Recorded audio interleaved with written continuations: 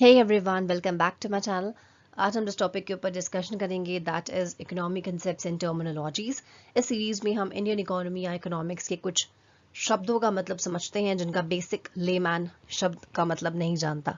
तो इसके थ्रू हम अपनी नॉर्मल इकोनॉमिक्स की टर्मिनोलॉजी को क्लियर करते हैं।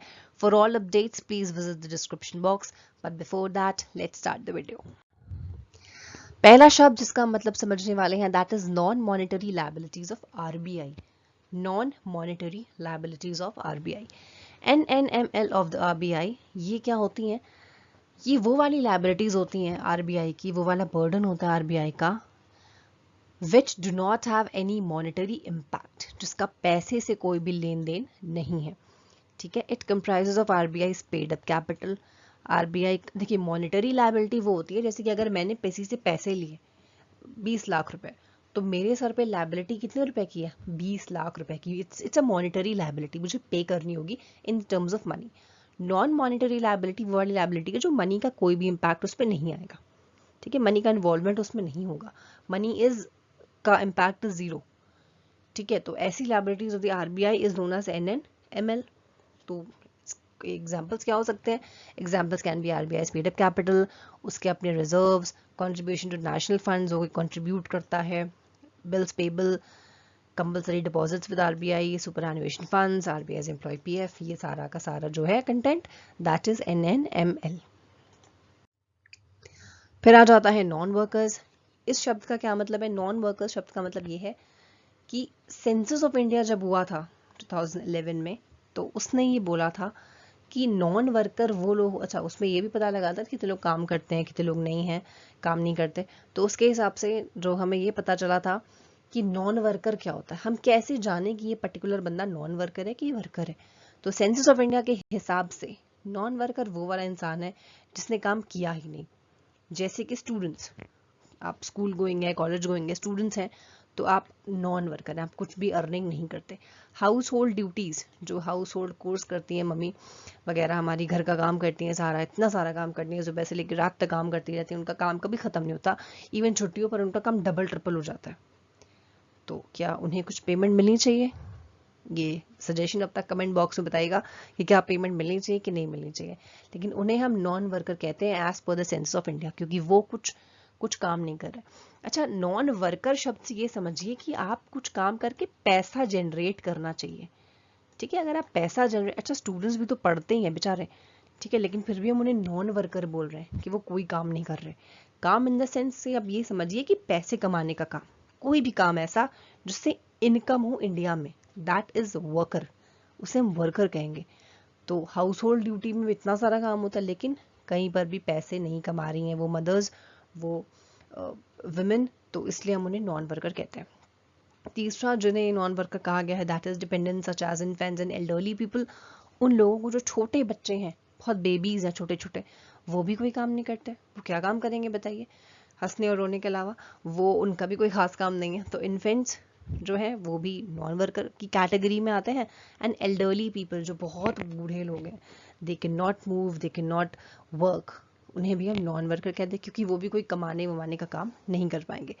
उसके अलावा लास्ट वन इज पेंशनर्स, जो लोग पेंशन पर डिपेंड करते हैं। देखिए, पेंशन वाले जो पेंशन का वेट करते हैं, देखा जाए तो वो कुछ काम नहीं कर रहे हैं, ये पेंशन सिर्फ उन्हें मिल रही है। ठीक है, प्रोडक्टिव कैपेसिटी नहीं है, कोई प्रोडक्शन वाला कोई भी काम नहीं है। बेगर्स हो गए, देखा जाए तो ये कुछ नहीं कर रहे हैं, दे आर सिंपली बेगिंग, तो इनको उसका पैसा जो भी मिल जाता है। Person having unidentified income source, कोई भी ऐसा इंसान जिसकी इनकम का सोर्स अनआइडेंटिफाइड है, उन्हें भी हम कहते हैं नॉन वर्कर, क्योंकि हम इनकी इनकम का सोर्स क्लियरली पता नहीं लगा पाए, इन्हें भी हम नॉन वर्कर की कैटेगरी में डाल देते हैं। Then comes normal goods, the goods whose demand increases as income of the people increases. It is just the opposite of inferior goods. अगर आपने इकोनॉमिक्स पढ़ी है और आप इस चैनल के साथ शुरू से जुड़े हुए हैं, तो आपको पूरा नॉर्मल गुड, इन्फीरियर गुड सब पता होगा।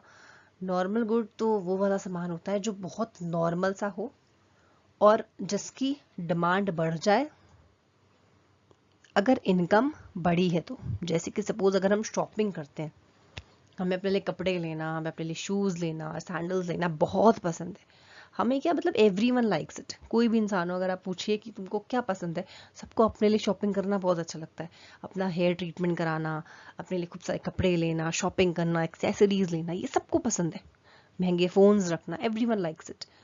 तो वो हर सामान जो इनकम बढ़ने के बाद हम खरीदने लग जाते हैं और भी ज़्यादा, उसे हम कहते हैं normal goods, that is very normal.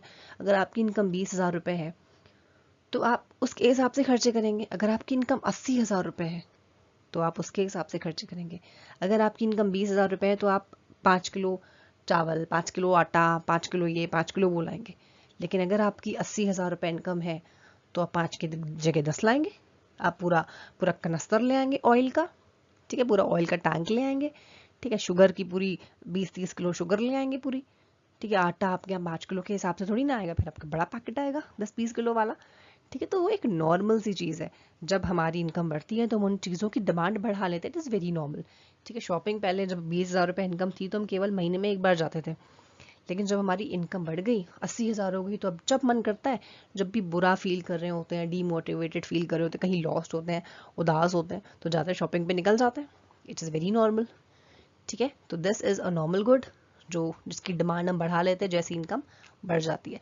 Inferior good क्या होता है? इन्फीरियर गुड वो वाला होता है कि जिसकी डिमांड हम कम कर देते हैं जब इनकम बढ़ जाती है, जिसकी डिमांड हम कम कर देते हैं जब इनकम बढ़ जाती है। ये कौन सा गुड हुआ? ऐसे गुड को हम इन्फीरियर गुड कहते हैं। ऐसा इसलिए कहते हैं जैसे कि अगर हम गरीब हैं, सपोज हमारी इनकम बहुत कम है, 5,000 रुपये इनकम है हमारी, तो हम जो आटा खाएंगे दैट इज़ नॉट वीट। हो सकता हम ज्वार का आटा खाते हो सकता हम बाजरे का आटा खाते हो, बाजरे की रोटियां खाते हो, क्योंकि वो वीट या आटे के सामने थोड़ा सा इन्फीरियर गुड है, ठीक है, थोड़ा सस्ता मिल जाता है। अगर आटा आपको 25 रुपये का मिलेगा तो आपको 10-15 रुपये का मिल जाएगा। तो हम क्योंकि गरीब हम अफोर्ड नहीं कर सकते, तो इन्फीरियर, वीट के इन्फीरियर कौन सा गुड है? दैट इज़ बाजरा। तो हम इन्फीरियर वाला खा लेते हैं क्योंकि अभी हम गरीब हैं। और बाई चांस अगर हमारी इनकम बढ़ जाती है, बाई चांस हमारी इनकम बढ़ गई, तो क्या अभी भी हम वो बाजरा खाएंगे? बिल्कुल नहीं। उसकी डिमांड को कम कर देंगे और जाकर क्या ले लेंगे? वीट, क्योंकि अब हम अफोर्ड कर सकते हैं। पहले 5,000 रुपये की इनकम थी तो हम बाजरा अफोर्ड कर लेते थे, हम आटा खाना बिल्कुल भी अफोर्ड नहीं कर पाते थे। एंड अब क्या हुआ? अब इनकम 25,000 रुपये बढ़ गई है। अब अब तो हम आटा भी खाएंगे, अब तो हम भटूरा भी खाएंगे, अब हम पूरा फुल एंजॉय करेंगे, ठीक है। तो ऐसा गुड जिसकी इनकम बढ़ जाने से आप उसको कंजम्पशन करना कम कर देते हैं, that is an inferior good. और वो गुड जिसका आपकी इनकम बढ़ जाने से आप उसका कंजम्पशन और भी ज़्यादा बढ़ाते रहते हैं, that is a normal good. Then comes numeraire, a monetary unit which is used as a basis of denominating international exchanges for product and financial settlements on a common basis. ये एक बहुत ही common unit है, monetary unit है लेकिन common है, जिसको हम denomination की तरह फॉर डिनोमिनेटिंग यूज करते हैं। क्या डिनोमिनेट करने के लिए? इंटरनेशनल एक्सचेंजेस, ठीक है, financial settlement on a very common basis. जैसे कि अब आप देखिए यूएस डॉलर हर जगह यूज हो जाता है, तो US dollar can be use as a common denominator. कहाँ पर? इंटरनेशनल ऑयल ट्रेड में भी यूज हो जाएगा, स्पेशल ड्रॉइंग राइट्स में भी यूज हो जाएगा, आईएमएफ के ट्रांजैक्शंस में भी यूज हो जाएगा। वेरी कॉमन मॉनिटरी यूनिट जो हर ट्रांजैक्शन पर यूज कर लिया जाए, that is numeraire. Then comes non voting shares. Non voting shares या एनवीएस, ये वो वाले इक्विटी शेयर्स होते हैं जिनका कोई भी राइट टू वोट नहीं होता at the general meeting of the company, but these shares get dividend higher than the shares having voting rights. अच्छा, इक्विटी शेयर वो वाले शेयर होते हैं ना जो कि एक तरह से ओनर्स ऑफ द कंपनी होते हैं, इनका डे टू डे मैनेजमेंट में इंटरफेरेंस होता है या आपके इंटरनल मैनेजमेंट में पूरा पार्टिसिपेट करते हैं। लेकिन नॉन वोटिंग शेयर्स वो वाले इक्विटी शेयर का ही टाइप है जो कि वोट करने का उनके पास कोई भी अधिकार नहीं होता in the general meeting of the company, लेकिन इनको जो डिविडेंड मिलता है दैट इज हायर, ठीक है। वोटिंग राइट्स तो नहीं मिलते लेकिन डिविडेंड बहुत हाई मिलता है। अ कंपनी इन इंडिया के रूल्स के हिसाब से कोई भी कंपनी 25% तक का टोटल इशू, अगर जैसे कि 100 शेयर है तो उसका 25% वो एनवीएस इशू कर सकती है, अलाउ है। लेकिन ऐसे शेयर्स पर मोर देन 20% हायर डिविडेंड नहीं देना, ठीक है। जैसे कि 100% थे हमारे शेयर, ठीक है, 100 का 25 हमने किसको इशू कर दिया? NVS, non voting share issue कर दिए। इसके अलावा जो भी शेयर्स बचे, प्रेफरेंस बचे, ये बचे वो बचे, इन सबको भी हम डिविडेंड देते हैं। हमने ये समझ लिया कि एनवीएस का डिविडेंड हायर होता है इन बाकी सबसे, लेकिन इन बाकी सबसे भी 20% हाई नहीं होना चाहिए, ठीक है, should not be more than 20%। इनसे 10% ज़्यादा हो सकता है, 12% ज़्यादा हो सकता है, 15% ज़्यादा हो सकता है, लेकिन 20% का डिफरेंस इनके बीच में नहीं आना चाहिए। 20% is the limit. Alright, so this is it for today. I hope आपको ये सारे concepts समझ में आ गए होंगे. In case of any doubt, please use the comment box. Suggestions are always welcomed. Please join the Economics Hub page on Facebook for all updates. Please join Telegram channel for all PDFs, for all notes. For any other thing, please आप पूछ सकते हैं कभी भी. Thank you everyone for watching the video, and God bless you and have a very nice day.